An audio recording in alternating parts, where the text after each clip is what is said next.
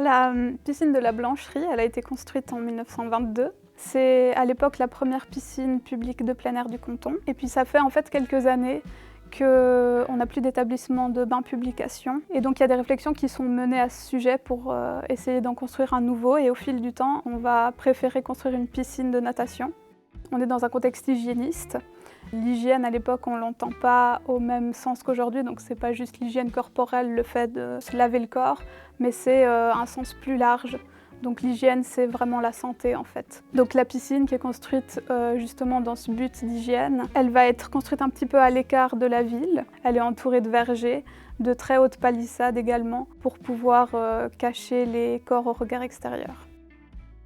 Le comité de la piscine, il est occupé par un souci en particulier, c'est celui de la mixité. À la construction de la piscine, le comité va discuter assez rapidement de cette problématique et puis ils vont assez vite décider de ne pas introduire la mixité. Il faut se souvenir qu'à cette époque-là, c'est la seule piscine du canton, donc ça ne pose pas vraiment de problème. À partir fin des années 20, début des années 30, il y a d'autres piscines qui vont être créées dans le reste du canton, qui vont introduire, elles, la mixité au sein de leur établissement, ce qui fait que la piscine de la Blancherie, elle va être obligée en fait aussi de rediscuter de nouveau de ce sujet. Elle va décider d'introduire progressivement des horaires mixtes. Et ce qu'elle va remarquer, c'est qu'en fait, il y a beaucoup plus de gens qui viennent durant ces horaires-là. C'est plus simple pour les familles de pouvoir venir tous ensemble à la piscine. C'est aussi plus simple de ne pas devoir se poser la question est-ce que je suis au bon horaire? Est-ce que je vais pouvoir aller à la piscine ou pas? Malheureusement, certains milieux ne vont pas approuver de l'introduction de la mixité. Les milieux religieux vont exprimer des inquiétudes, notamment vis-à-vis de la jeunesse et des jeunes femmes qui sont censées être les garantes de la dignité humaine. Entre-temps, on a une petite plage qui a été rajoutée à la piscine et c'est cet endroit-là qui va poser le plus de problèmes.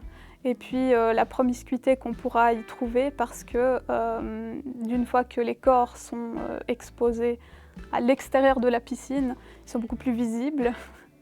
Et puis on craint en fait des actes immoraux. Une des solutions envisagées par le comité de la piscine pour résoudre le problème de la mixité, c'est d'agrandir la piscine. En 1945, on a enfin un réel agrandissement à la piscine avec un nouveau terrain qui est acheté, qui permet d'agrandir les espaces verts. Le projet de la construction d'un deuxième bassin va enfin voir le jour en 1953-1954. On a le projet des architectes Souter et Perrodin qui vont donc construire un nouveau bassin qui sera un bassin olympique. Dans les années 60, les espaces gazonnés s'agrandissent encore. Aujourd'hui, on se retrouve avec 15 000 m² d'espace vert pour les usagers de la piscine. Donc on voit très bien que maintenant, on est passé d'un lieu qui au départ était dédié à l'hygiène, à sa création, à un lieu qui est dédié à la détente et puis au loisir. Ce qui fait que la piscine de la Blancherie, c'est aujourd'hui un lieu incontournable de l'été sédunois.